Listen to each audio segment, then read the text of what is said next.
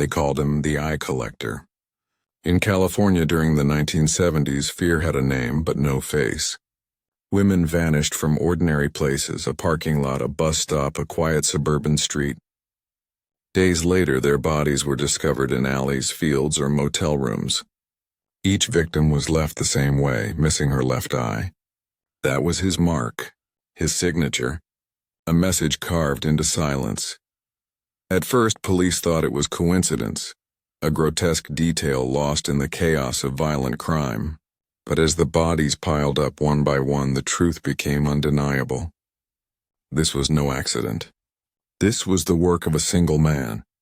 Someone with a method, someone who stalked, someone who chose his victims for reasons no one could explain. For years, the eye collector taunted investigators. He slipped past patrols, left behind bodies but no fingerprints, and vanished into the California night like a shadow that could not be caught. Families buried their daughters with dark glasses over closed caskets, neighbors locked their doors, and entire cities lived in fear of who would be next. Imagine this was your town. Imagine you didn't know if your sister, your friend, your daughter would come home at night. How would you live? Where are you watching from? Comment your country below, and subscribe for more stories that should never be forgotten. Because the eye collector was more than a killer. He was a phantom who hunted in plain sight, and his legacy still lingers. You picture it now, California, 1971, a summer night in Los Angeles, when neon lights buzzed over diners and cars cruised Sunset Boulevard, radios pouring out Fleetwood Mac and Led Zeppelin. But beneath the hum of a restless city, something darker lingered. A young woman named Rebecca Hayes left her shift at a diner just after midnight. She waved to a coworker, tucked her purse beneath her arm, and walked across the dimly lit parking lot toward her car. She never made it. By morning, her Chevrolet Nova was still in the lot. The keys dangled from the driver's door as though she'd been about to get inside. Her purse was found on the front seat, lipstick still uncapped, a receipt folded neatly inside. But Rebecca was gone. 2 days later, a jogger spotted something in a drainage canal on the outskirts of the city. It was Rebecca. Her body lay half submerged in water, her dress torn, her shoes missing, and her face, her left eye, was gone. At first, detectives didn't know what to think. Some believed it was a grotesque accident, maybe the work of animals or decay. Others saw something colder, sharper. The cut was deliberate, precise. It hadn't been nature. It had been a hand. But wait, the shocking part comes next. Just 3 weeks later, another body appeared. Linda Martinez, a secretary in a downtown law office, failed to return home from her evening bus ride. Her family reported her missing, describing her as punctual, dependable, never one to stray.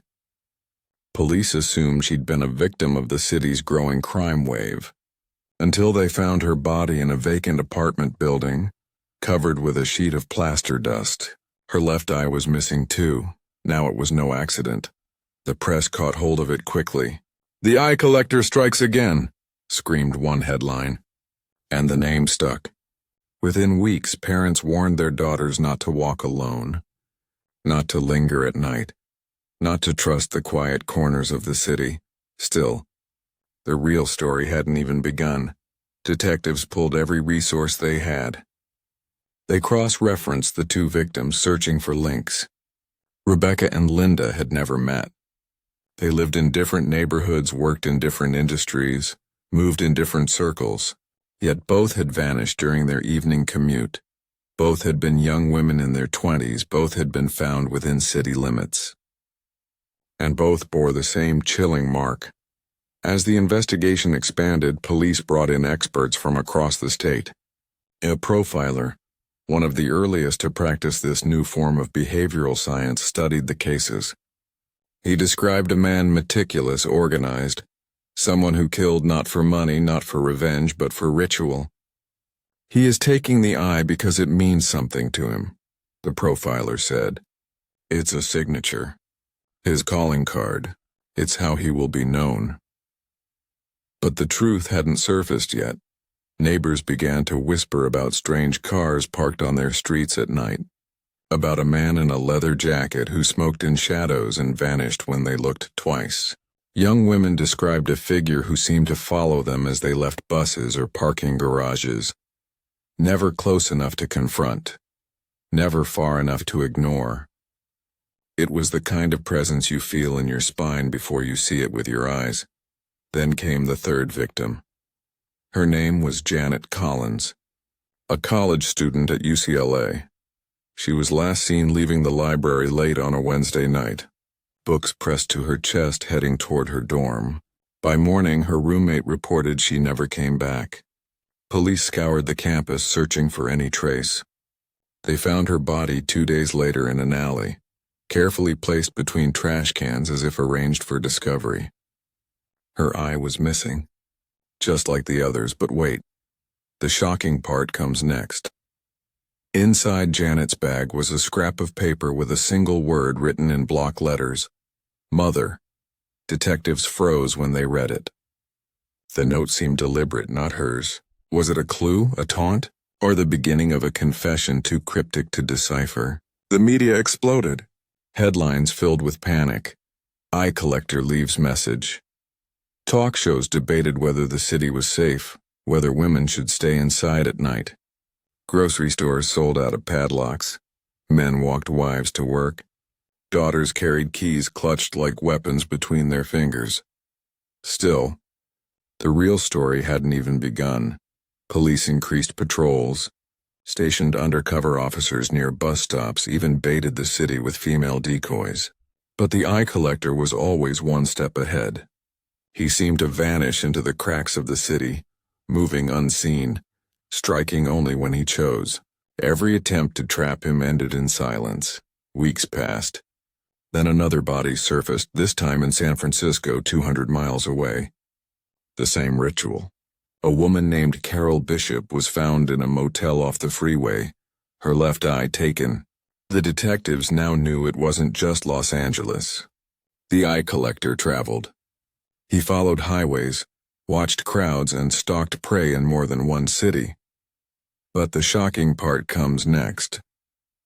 At Carol's crime scene, police found a cigarette butt near the bed. Testing wasn't advanced enough then for DNA, but they logged it as potential evidence.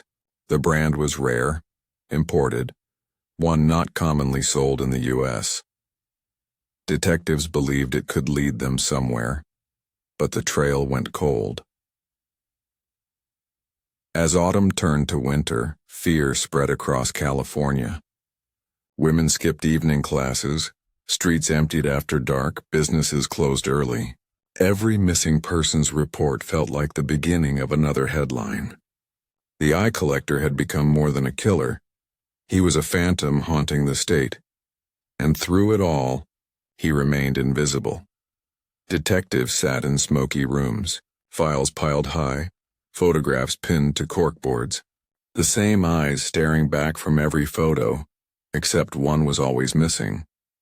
Rebecca, Linda, Janet, Carol. 4 faces in a grim gallery. The question circled endlessly. Who was he?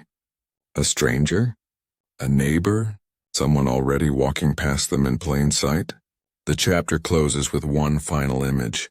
A man in a dark coat stands at the edge of a bus station, half hidden in shadow. A woman steps off the bus, adjusting her coat, unaware of his eyes tracking her every move. He flicks his cigarette into the gutter, turns his collar up and follows, and the city holds its breath. You imagine the panic spreading now, like a shadow crawling up the walls of California's cities. By 1972, the eye collector had become more than a name in the papers. He was a figure whispered about in living rooms, in college dorms, in late-night phone calls between friends who begged each other not to walk home alone. Parents drove their daughters everywhere. Churches held candlelight vigils, and still, bodies surfaced. The 5th victim was 23-year-old Melissa Kane. She worked at a movie theater in Oakland, selling popcorn to crowds who filled seats for horror films and dramas. On a Saturday night, she closed up the concession stand, locked the register, and waved goodnight to her manager. The last camera to catch her showed her stepping into the dimly lit parking garage, keys jingling in her hand. She never made it home. 2 days later, a park ranger discovered her body near the entrance of a state park. She was arranged carefully, as if placed deliberately. Her coat smoothed over her chest, her hands folded, and like the others, her left eye was gone. But this time there was something else. A flower tucked into her hand. A daisy. A mockery of innocence. But wait, the shocking part comes next. Pinned beneath the daisy was a note scrawled in jagged handwriting. Just one word. Mother. Again. Detectives now believed the eye collector was speaking directly to them, weaving his obsession into every crime scene.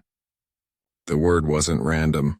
It was a fixation, a window into his motive. He's not just killing women, one profiler explained. He's reliving something, repeating it. Every victim is his mother. Still, the truth hadn't surfaced yet. Police traced Melissa's final movements, interviewing co-workers, customers, anyone who might have seen her that night. One witness remembered a man loitering near the theater's entrance. He was tall, wore a brown leather jacket, and smoked a cigarette. When shown composite sketches of strangers seen at other crime scenes, the witness pointed without hesitation. "That's him. I'm sure of it." For the first time, police had a consistent description.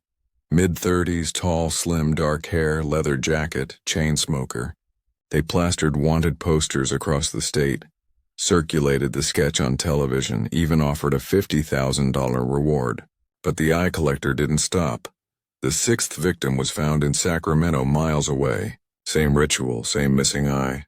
But this time the killer escalated. He left the body in the victim's own home, placed on her bed as though waiting for discovery. The message was clear. No one was safe, not even behind locked doors. But the shocking part comes next. Investigators found something unusual at the scene. Fingerprints. They were partial, smeared, incomplete, but enough to suggest a left-handed suspect. They cross-referenced thousands of records, running them through what databases they had. Nothing matched. He wasn't in the system. The press had a field day. The eye collector defies FBI. California holds its breath. News anchors stared grimly into cameras, urging women to avoid traveling alone, urging families to stay alert. The more the killer was publicized, the bolder he became. Each crime scene seemed like a performance, a staged message. Still, the real story hadn't even begun. In January of 1973, a survivor came forward. Her name was Carol Jenkins, a college student in Fresno. She was walking home late one night when she noticed a man following her. Leather jacket, cigarette glowing in the dark. She quickened her pace, heart hammering, until she reached her front door. As she fumbled for her keys, the man lunged, grabbing her arm. She screamed. Neighbors opened windows, lights flicked on, and the man vanished into the night. Her description matched the composite sketch perfectly, and for the first time police realized how close they'd come to catching him. But wait, the shocking part comes next. Carol recalled something strange. The man's breath reeked of alcohol, and as he held her, he whispered, "You're not her. You're not my mother." Then he shoved her aside and fled. The words chilled investigators. It was confirmation of the theory. Every victim represented someone else. A woman from his past, a mother figure he both hated and needed. Still, the truth hadn't surfaced yet. The eye collector's obsession grew, and so did his reach. Victims turned up along highways, near rest stops, even in quiet suburban neighborhoods. Each crime scene echoed the same ritual. Left eye gone, a daisy or note left behind. Some families begged the police to release the details to the public, to warn others, But authorities hesitated, fearing copycats or widespread hysteria. Yet hysteria came anyway. Gun sales spiked. Women carried pepper spray, knives, anything they could manage. Men patrolled their neighborhoods, flashlights in hand, as if searching for a ghost. And still the eye collector kept moving unseen, unstoppable. But the shocking part comes next. A truck driver reported a hitchhiker he'd picked up near Bakersfield in 1973. The man was quiet, chain-smoking, staring out the window. When the radio announced a story about the eye collector, the hitchhiker smirked and muttered, "They'll never find him. He's smarter than they are." The truck driver remembered the words, the smirk, the coldness in his eyes. By the time he stopped for gas, the hitchhiker had vanished. Police rushed to the station, combing the area, interviewing staff. But the man was gone. All that remained was a crushed cigarette butt, the same rare imported brand found at Carol Bishop's crime scene. Still, the real story hadn't even begun. Detectives tried to narrow the suspect pool. Who could afford those cigarettes? Who traveled constantly across California's highways? Who had ties to multiple cities where the murders occurred? Theories ranged from a drifter to a trucker to a former soldier, but every lead dissolved into nothing. Meanwhile, the killings continued. Victims 7, 8, 9, each left in increasingly brazen locations: a shopping mall parking lot, a church basement. Even outside a police station, her body placed beneath the flagpole. The message was unmistakable. He was untouchable. He was mocking them. And then came the most chilling discovery of all: a tape recorder left in a phone booth mailed to the Los Angeles Times. Reporters played it. A man's voice, low and calm, spoke just 8 words. "I take what she took from me.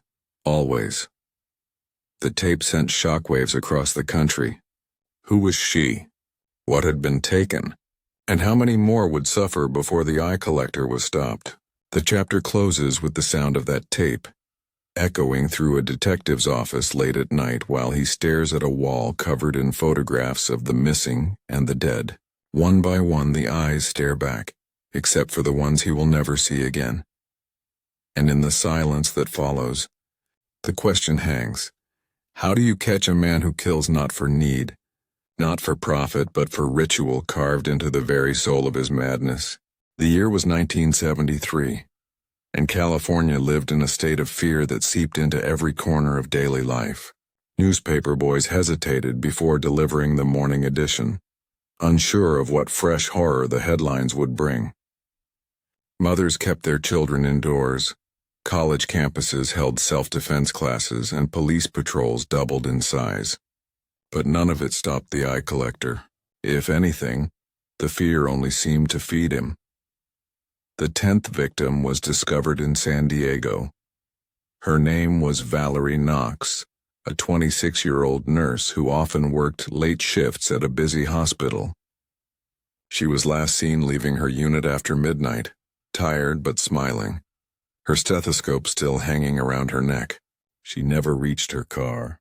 2 days later, her body was found on a quiet stretch of beach, carefully placed as though she'd been laid to rest. Her shoes were neatly set beside her, and as always, her left eye was gone.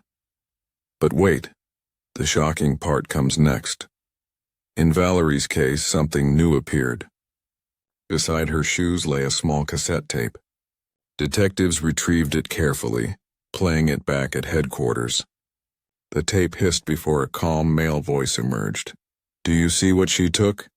I take it back." Always her. Always mother. The detectives froze. The voice was flat, emotionless, yet layered with an obsession that ran deeper than logic. It wasn't rage. It wasn't thrill. It was ritual. Each killing was part of a twisted dialogue with someone who wasn't even there anymore. Still, the truth hadn't surfaced yet. The FBI entered the case more aggressively after the tape. They released fragments of the message to the public, hoping someone would recognize the voice. Hundreds of calls poured in, but every lead turned to dust. Friends accused neighbors. Wives accused husbands. In a city full of fear, suspicion became as common as smog. And then came victim 11. Her name was Deborah Fields, a schoolteacher in San Jose. She lived alone, her apartment filled with books and chalkboards she used for lesson planning. One evening she failed to show up for her morning class. By the afternoon, police forced entry into her apartment. The scene was chilling. Deborah lay on her bed, her hands folded on her chest as if in prayer. A daisy rested between her fingers, her left eye missing, her right eye staring blankly at the ceiling. But the shocking part comes next. On the nightstand was a children's book, Are You My Mother? Open to its first page. Detectives stared at it in disbelief. The title mocked them. The meaning was clear. The eye collector wasn't just leaving evidence, he was leaving chapters of his own story. Breadcrumb trails into his psyche. Still, the real story hadn't even begun. The FBI brought in top profilers from Quantico. They studied the tapes, the notes, the flowers, the staging of each body. Their consensus was grim. The killer was intelligent, meticulous, and highly mobile. He blended into society, likely holding down a job that allowed him to travel. He was in his late 30s or early 40s, unmarried, socially isolated, and deeply resentful toward women, specifically his mother. Every killing was an act of reenactment, an endless attempt to erase a wound that could never be healed. But wait, the shocking part comes next. During their review, agents noticed a strange pattern. The eye collector's killings often coincided with holidays, Memorial Day, Labor Day, Thanksgiving. It was as if his rage peaked when others gathered with family. It was when his loneliness cut deepest, when the absence of mother became unbearable. Police departments across California began coordinating, forming a task force to share evidence. They established checkpoints, increased highway patrols, and monitored bus stations. Yet the eye collector still struck. Victim 12, 13, 14, each leaving the same grim signature. Each body carefully staged. Each crime scene a riddle carved into flesh and silence.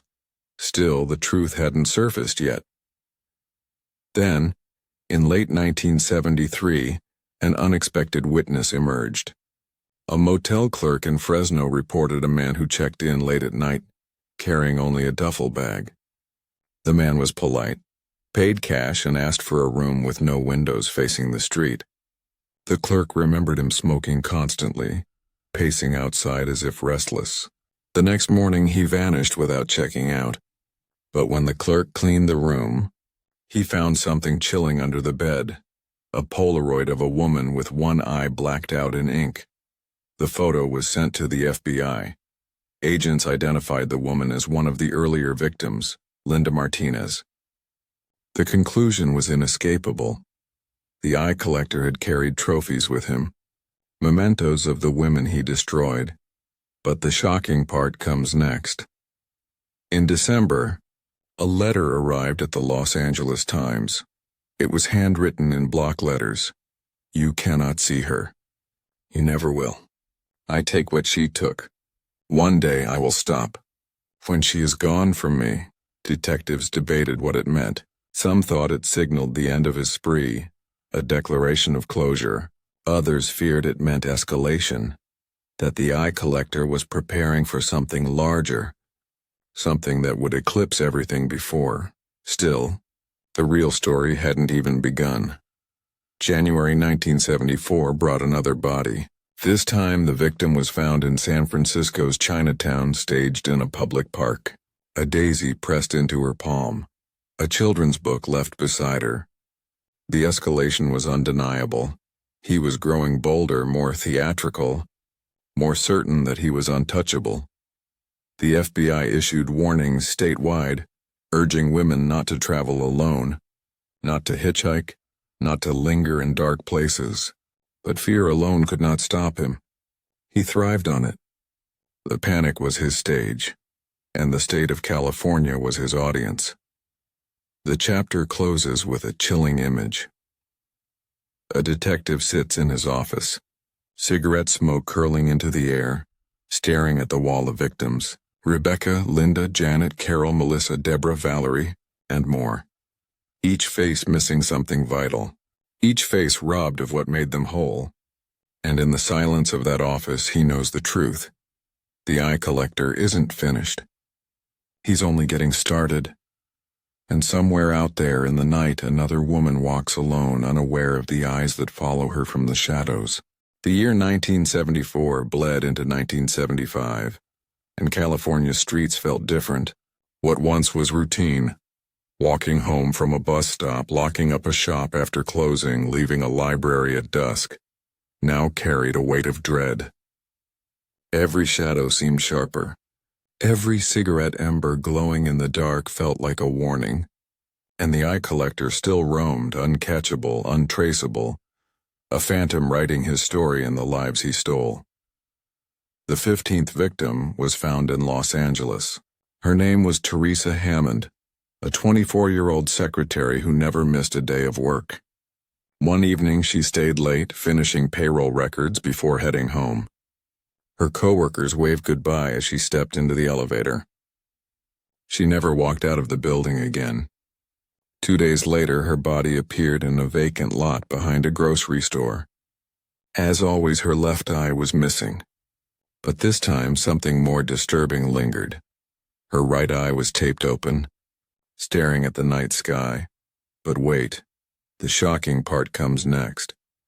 Pinned to her blouse was another scrap of paper, written in that jagged handwriting, "Look at her." Detectives argued over the meaning. Was the eye collector commanding them? Was he demanding the public to see his victims, to recognize them not as nameless women, but as symbols of his rage? Or was it simply another way to mock the investigators who failed to catch him? Still, the truth hadn't surfaced yet. The FBI ramped up their profiling efforts, connecting dots between all 15 victims. They discovered an unsettling pattern. Each victim bore a physical resemblance to the next. Dark hair, light complexion, similar builds. The resemblance pointed to a singular target: the eye collector's mother. Agents believed every killing was a substitute, a reenactment of whatever pain he associated with her. One profiler even hypothesized, when he finally finds someone who perfectly mirrors her, the killings might stop. Until then, he will keep searching. But the shocking part comes next. Victim 16 shifted the pattern. Her name was Ruth Delgado, a 30-year-old mother of 2. She didn't fit the usual profile. She was older, darker-skinned, different in build, and yet the eye collector claimed her too.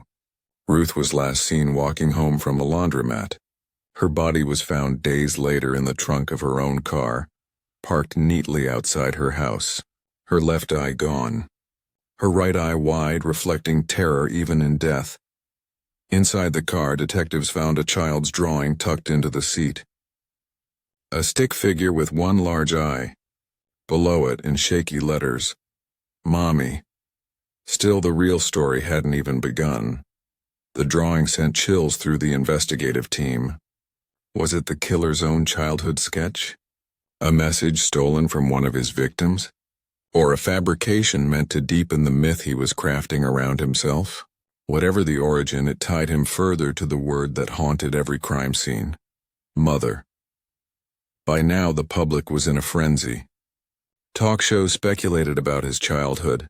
Psychiatrists offered theories on air, and newspapers printed timelines of his murders alongside grisly photos. The eye collector had become both a monster and a dark celebrity. The attention only seemed to embolden him. But wait, the shocking part comes next. In the spring of 1975, victim 17 was discovered in Sacramento. Unlike previous cases, her body showed signs of a prolonged struggle. Bruises on her arms, rope burns on her wrists, defensive wounds on her hands. Forensic experts concluded she had fought him longer than the others. Yet in the end, she too bore the same mark. Her left eye was missing. Next to her body, scrawled in chalk on the pavement, was a chilling phrase: "She never learned." Detectives debated whether this was directed at the victim, at his mother, or at them. The meaning remained slippery, but the effect was clear. He was no longer hiding. He was performing. Still, the truth hadn't surfaced yet. Witnesses began reporting near encounters more frequently. A jogger swore she saw a man in a leather jacket watching her from across a field, cigarette smoke curling into the air. A college student claimed she was followed for blocks by a man whose eyes never left her. Taxi drivers described passengers who fit his description, vanishing into neighborhoods before dawn. The eye collector was everywhere and nowhere, but the shocking part comes next. For the first time, investigators received a credible tip. A woman in Oakland reported her neighbor, a reclusive man in his 40s who smoked heavily and worked odd hours. She claimed he often burned trash late at night, and once when she passed by, she saw photographs in the flames. Photographs of women. She gave his name to the police. Detectives rushed to investigate, tailing the man for weeks. He matched the general profile: single, isolated, left-handed. They even collected cigarette butts from outside his apartment, same rare imported brand. It seemed they finally had their suspect. But when they brought him in for questioning, his alibi held. He'd been in another state during at least 2 of the murders. The evidence fell apart. The eye collector slipped through their fingers once again. Still, the real story hadn't even begun. By late 1975, the killings spanned across California: Los Angeles, San Diego, Sacramento, Fresno. Each city bore its scars. Each community remembered the victims, and yet no one could stop him. The FBI task force grew desperate, agents working sleepless nights, their walls plastered with photos, notes, maps, and scraps of evidence. They chased shadows, but the man they hunted always stayed just out of reach. Victim 18 appeared in San Francisco, discovered in a theater balcony. Victim 19 in a motel outside Bakersfield. Victim 20 in a field near the border. Each one carved deeper into the collective fear. Each one solidifying the legend of the eye collector. But wait, the shocking part comes next. A retired detective, reviewing cold files, noticed something odd. Several victims had ties to the same hospital in Los Angeles, either as patients, employees, or visitors. Could the eye collector have worked there? Could he have been a janitor, a nurse, a technician who blended into the background? The theory electrified the task force. For the first time, they had a possible hunting ground. Still, the truth hadn't surfaced yet. They combed through employee records, scrutinizing staff schedules, tracking down anyone who fit the suspect's description. Hundreds of names surfaced. Dozens of interviews followed. But every trail ended in dead ends, lost records, or witnesses who could not remember faces from years before. The chapter closes with an image burned into the minds of investigators. A basement wall in one of the hospital's oldest wings, scrawled faintly in pencil, nearly erased with time. 2 words: "and see her." And in that moment, detectives realized the eye collector might not have been a stranger at all. He might have walked among them, unseen, unnoticed, a phantom hidden in plain sight. And somewhere out there, in the flicker of neon and the glow of cigarette embers, another woman was being followed home. By 1976, California felt like it was holding its breath. The eye collector had been active for nearly 5 years, leaving behind a trail of horror that seemed impossible to trace. Women carried keys like weapons, locking them between their fingers. Men walked loved ones to work and back again, their eyes darting across empty streets. Yet despite the vigilance, the eye collector always found another victim. Victim 21 was discovered in San Diego. Her name was Margaret Olson, a 28-year-old librarian known for her quiet demeanor. She closed the library at dusk, the last to leave. A custodian saw her step into the parking lot, a tote bag heavy with books. She never made it home. 2 days later, joggers found her body along a hiking trail. Her left eye was gone, but her right eye had been covered with a strip of cloth, as though he wanted to blind her completely. But wait, the shocking part comes next. Pinned to Margaret's sweater was another note. She never saw me. Detectives stared at the words, wondering if the killer was mocking them or himself. Did the message mean that his mother never saw who he truly was? Or was it a jab at investigators? A declaration that despite their massive task force, they still couldn't see him. Still, the truth hadn't surfaced yet. The FBI gathered every scrap of evidence, reviewing the notes, flowers, books, and tapes. A profiler insisted the killer's obsession with seeing and mother wasn't just symbolic. He's reliving his own childhood trauma, the profiler explained. He believes his mother took something from him. Each victim is her. Every eye he takes is an attempt to reclaim what was lost. But the shocking part comes next.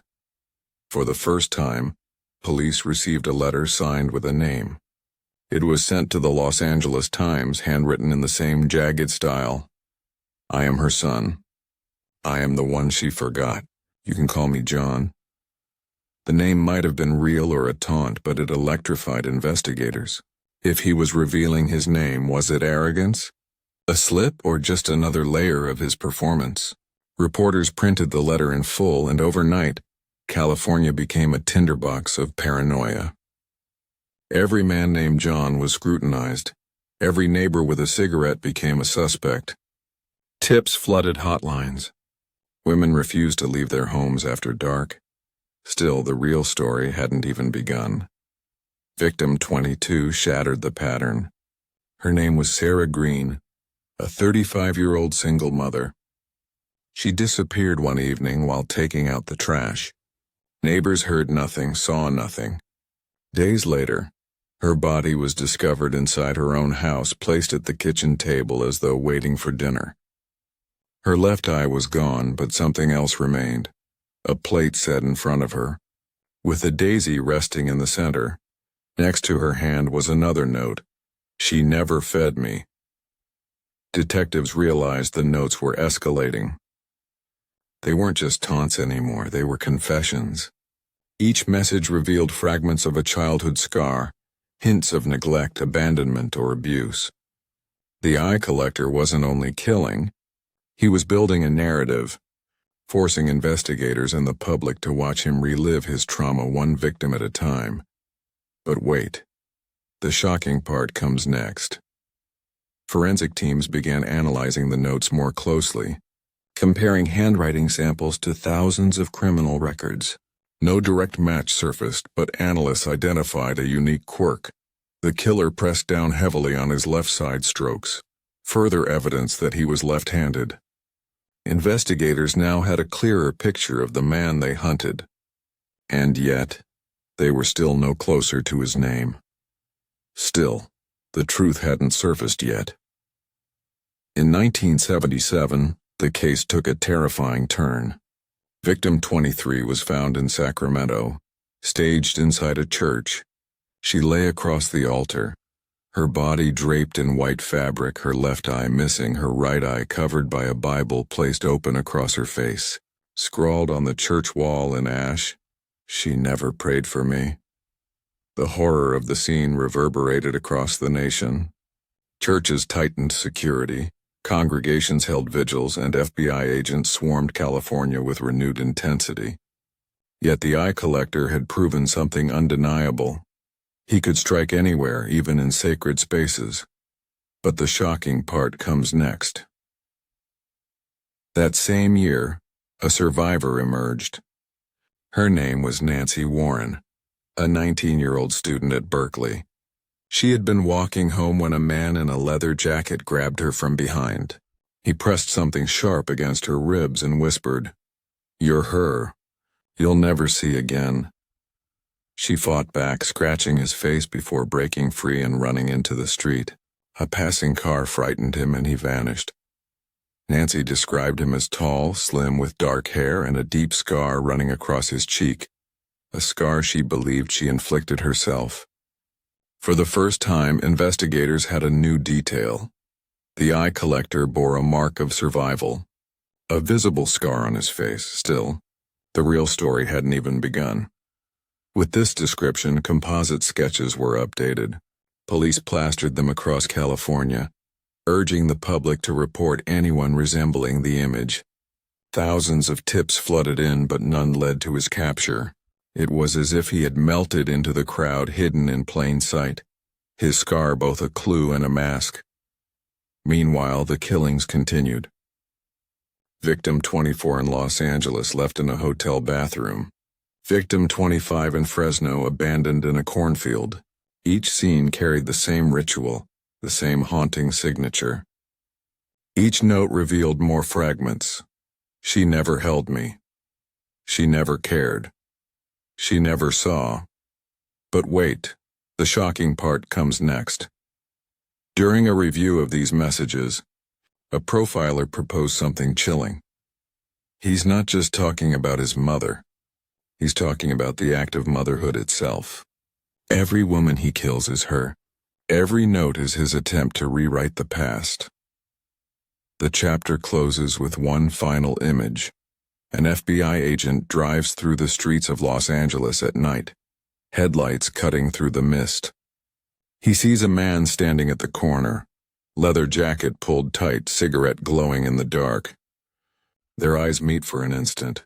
The man turns and vanishes into the shadows, and the agent knows. Whether it was him or not, the eye collector is still out there, watching, waiting, searching for his next victim. By 1978, the eye collector had become more than a serial killer. He was a legend, a specter etched into the fabric of California's nightmares.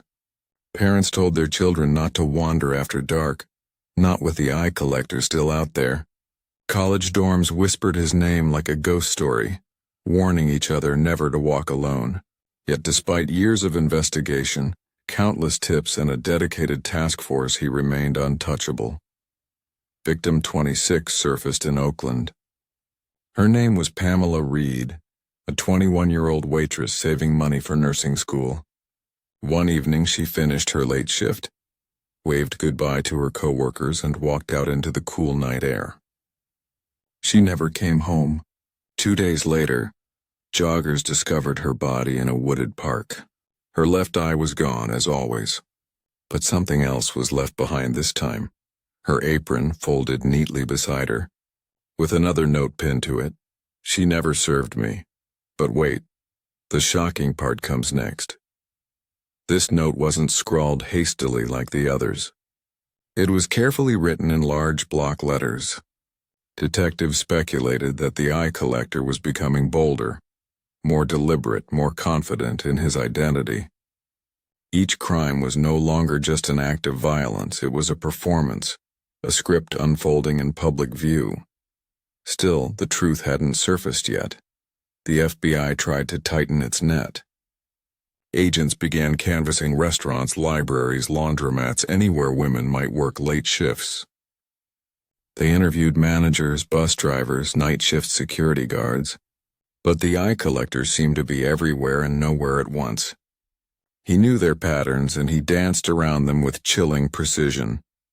Victim 27 was discovered in Los Angeles.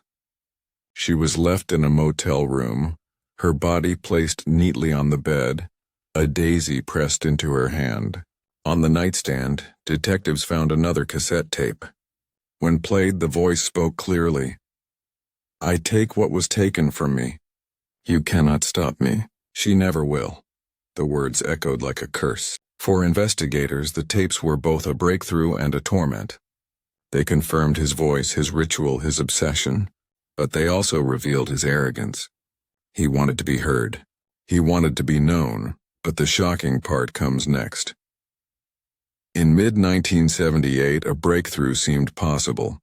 A gas station attendant in Bakersfield reported a man who matched the suspect's description. The man had come in late at night buying cigarettes, the same rare imported brand. He paid in cash, but the attendant remembered something else. When the man leaned over the counter, the attendant saw a scar running along his cheek. The scar matched the description given by survivor Nancy Warren. Detectives rushed to the station, dusting the counter for prints, checking receipts, interviewing every employee.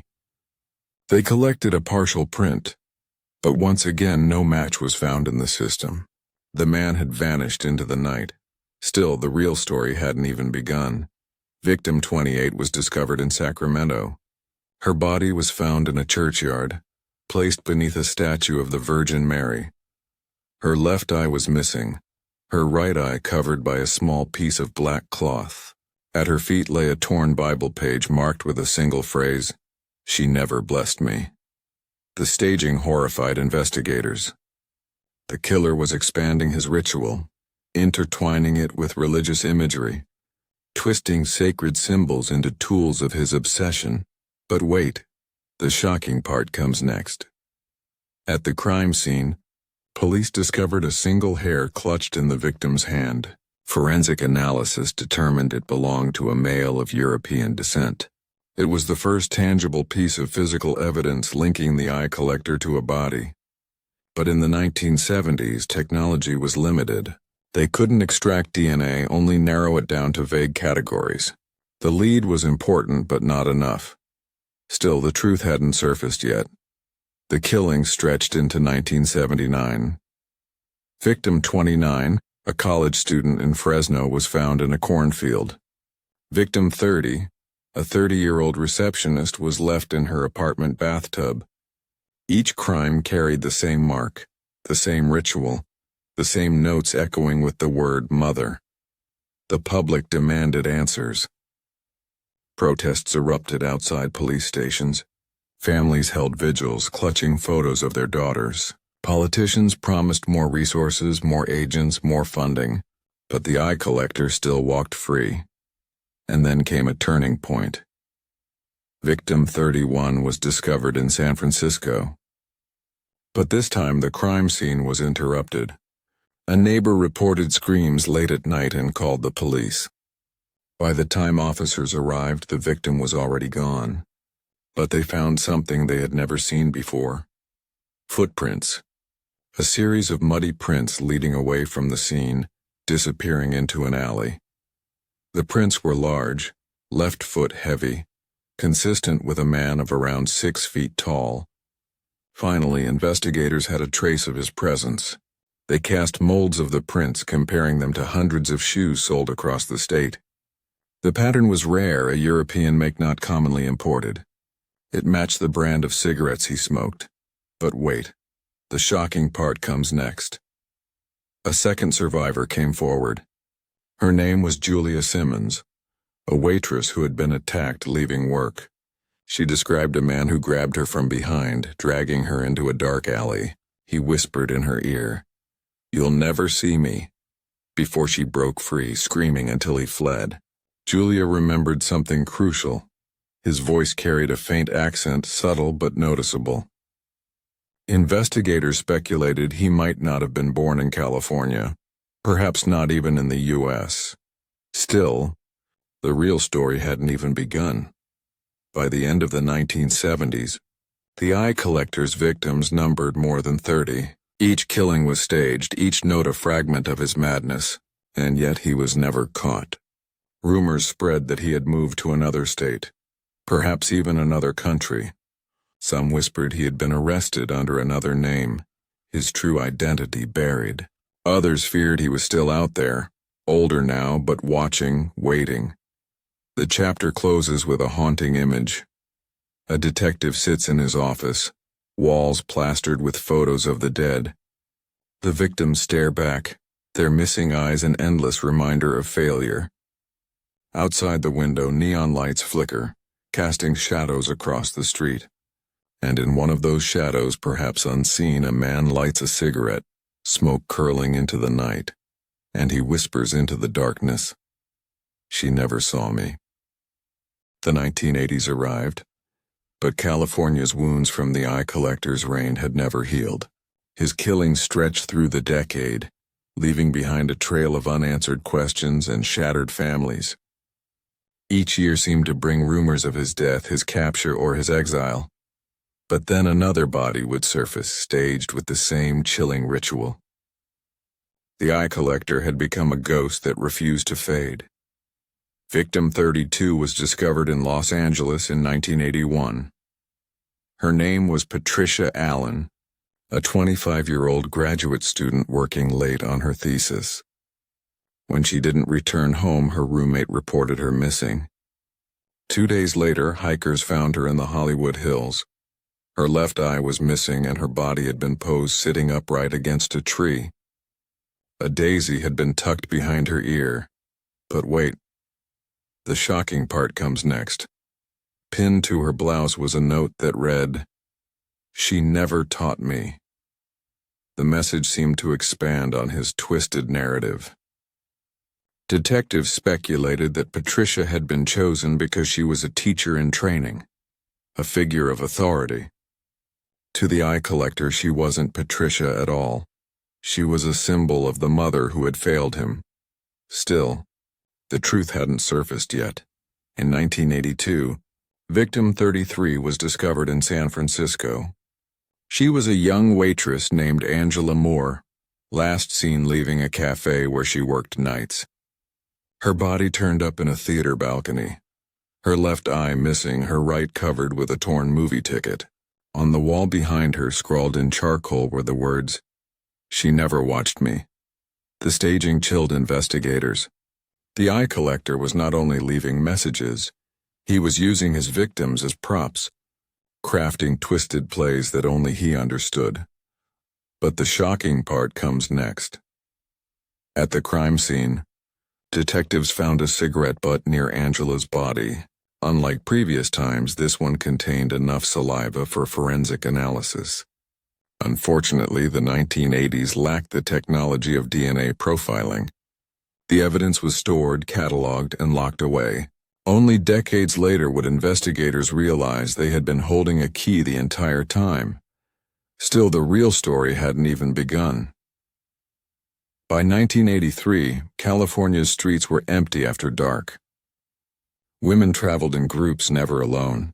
Entire neighborhoods pooled money to hire private security, yet the eye collector still struck. Victim 34 was discovered in Fresno, placed in a church pew. Victim 35 in Oakland, left in a school playground at night. Each crime scene carried the same grotesque ritual, the same missing eye, the same mocking notes. Detectives now believed he had expanded his scope. He wasn't only targeting women who resembled his mother, he was targeting roles, archetypes, teachers, mothers, caretakers, figures who represented the presence he both craved and despised. But wait, the shocking part comes next. In 1984, a woman in Los Angeles survived an encounter.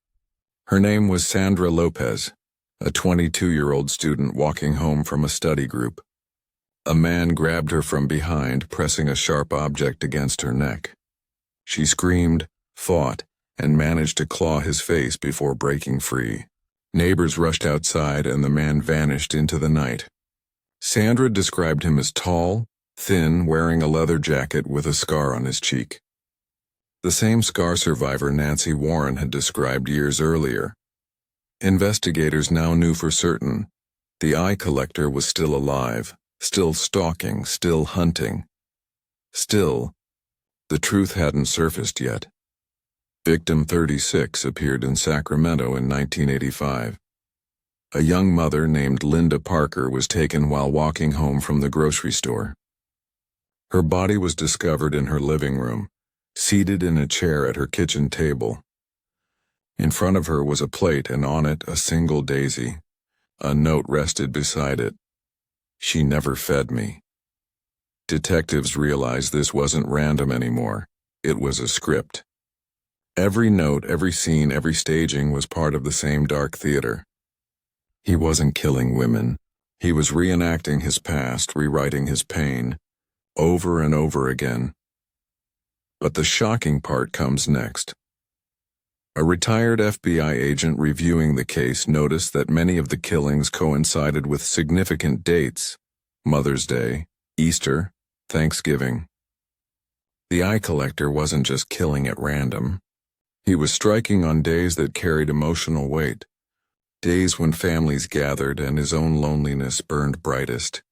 Still, the real story hadn't even begun. In 1986, victim 37 was discovered in Los Angeles.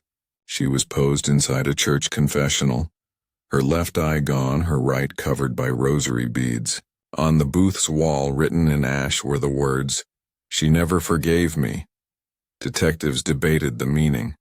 Did he believe his mother had condemned him, or was he confessing to crimes that he knew could never be forgiven? By now, the case had grown colder than ever.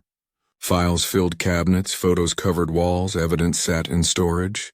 Yet the eye collector always seemed 2 steps ahead. New detectives took over as older ones retired, but the phantom continued. But wait, the shocking part comes next. In 1988, a tipster claimed to know the killer's identity. A man in San Diego, she insisted, had bragged in bars about being the one the cops can't catch. He smoked imported cigarettes, bore a scar on his face, and lived alone in a small apartment. Police investigated, shadowing him for weeks, but when they searched his home, they found nothing but empty packs of cigarettes and a stack of newspapers. The man was arrested for fraud, but no evidence tied him to the killings. Another dead end. Still, the truth hadn't surfaced yet. By the close of the 1980s, the eye collector had claimed more than 40 victims across California. His ritual never changed. His obsession never faded. Each body was a chapter, each note a fragment of the same story he had been writing for nearly 2 decades. The chapter ends with a haunting scene. A detective sits at his desk, staring at a wall covered in Polaroids, notes, and maps. He lights a cigarette, exhaling smoke into the dim light. Outside, rain lashes against the city. Somewhere in that storm, a man in a leather jacket walks alone. His scar glinting under streetlights, his eyes scanning the faces around him. And the detective knows, whether alive or dead, captured or free, the eye collector's story is far from over. By 1990, the legend of the eye collector had surpassed crime reports and become an American folklore of fear. California had lived under his shadow for 2 decades, and though generations of detectives had hunted him, he was still free. Some believed he had died, his body never discovered. Others swore he had simply moved on, starting again in another city, maybe another country. But every so often another body turned up, staged in the same way, marked with the same grotesque ritual, and the whispers began again. The eye collector is still out there.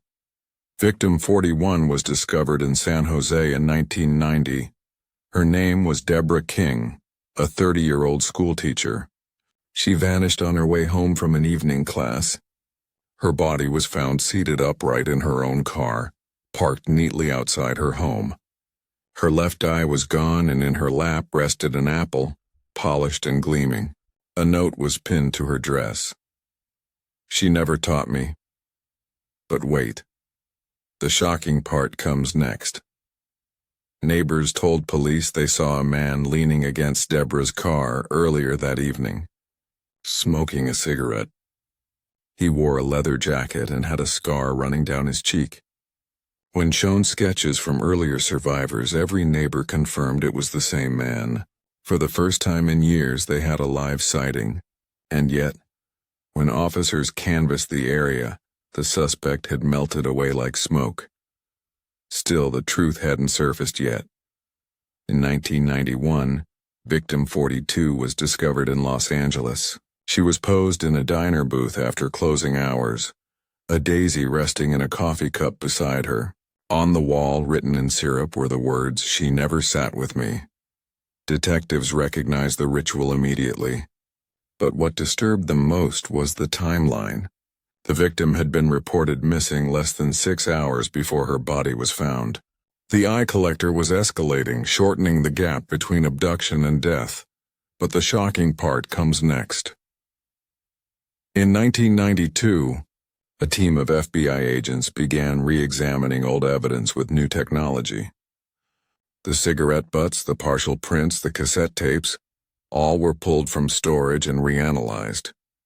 Early DNA testing hinted at a match to a man with European ancestry, but databases were still too small. The result was promising but inconclusive.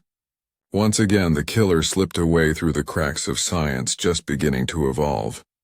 Still, the real story hadn't even begun. By 1993, whispers of the eye collector's identity reached fever pitch. A journalist claimed to have uncovered his name, publishing an exposé that pointed to a man who had worked as a janitor in multiple hospitals across California during the 1970s. The man smoked imported cigarettes, lived alone, and had a scar across his cheek. Yet when police followed up, the man had already died 2 years earlier, of natural causes. If he was the eye collector, the secret had died with him. If not, then the real phantom was still walking free. Victim 43 shattered any illusion of closure. She was found in Oakland in 1994, posed inside a church confessional with rosary beads over her right eye. Her left eye was missing, and a note read, "She never forgave me." The ritual was identical, the staging precise. The eye collector was still alive. But wait, the shocking part comes next. Investigators uncovered a terrifying detail. Every victim since 1990 had lived within a 10-mile radius of each other. It was as if the eye collector had chosen a hunting ground, circling it like a predator who had grown comfortable in his territory. Police blanketed the area with patrols, but still he struck again. Still, the truth hadn't surfaced yet. Victim 44 was discovered in 1996. She was placed in a school playground, her body lying beneath the swings, a daisy tied to the chain above her. On her dress, scrawled in chalk, were the words, "She never played with me." Detectives realized the ritual had come full circle. He wasn't just reenacting anger at his mother anymore. He was reliving his entire childhood. From meals left uneaten to games never played to prayers never said. By the late 1990s, investigators admitted a grim possibility. They might never catch him. He had outlived agents, outlasted technologies, and adapted his rituals with a precision that mocked every effort to stop him. The eye collector was more than a man. He was a legacy of fear. But the shocking part comes next. In 2001, advances in DNA allowed investigators to retest the saliva found on cigarette butts. For the first time, they generated a partial profile. The results narrowed the suspect pool, but no match appeared in the database. It confirmed something chilling. The eye collector had never been arrested under his real name. He had walked the earth as a free man for decades, invisible to the system. Still, the real story hadn't even begun. Victim 45 appeared in 2003 in Los Angeles. She was found in her own apartment, seated at the dinner table with a daisy in a glass beside her. On the wall, written in her lipstick, were the words, "She never loved me." The note was longer, more personal, more intimate. Detectives feared the eye collector was nearing the end of his ritual, spiraling toward a final confession. But whether that meant he would stop or escalate beyond control, no one knew.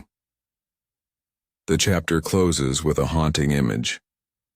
A detective, gray-haired and exhausted, sits in a room filled with decades of evidence. Boxes labeled with names and dates surround him. He holds a cigarette butt in one hand and a photograph of a victim in the other.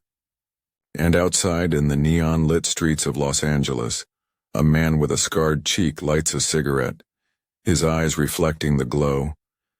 And the detective whispers into the silence, "We never saw you. Not then. Not now."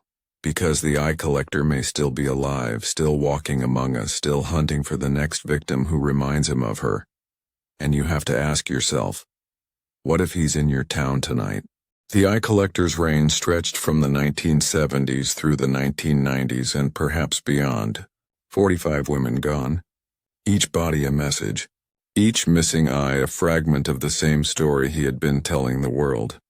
And yet, despite decades of investigation, thousands of tips and breakthroughs in forensic science, he was never truly caught. His name never confirmed. His face never exposed. His shadow never erased. Some believe he died quietly, his secrets buried with him. Others insist he lives on, an older man now, blending into crowds, smoking in the dark, watching the world with the same eyes that had once stared into his victims. And some even whisper that the killing stopped not because he vanished, but because he no longer needed to perform his ritual. What do you think? Was the eye collector a ghost of the past, gone but not forgotten? Or could he still be out there hiding in plain sight, waiting for the next moment to strike? Some stories were never meant to stay buried. Don't let them vanish. Keep them alive with us.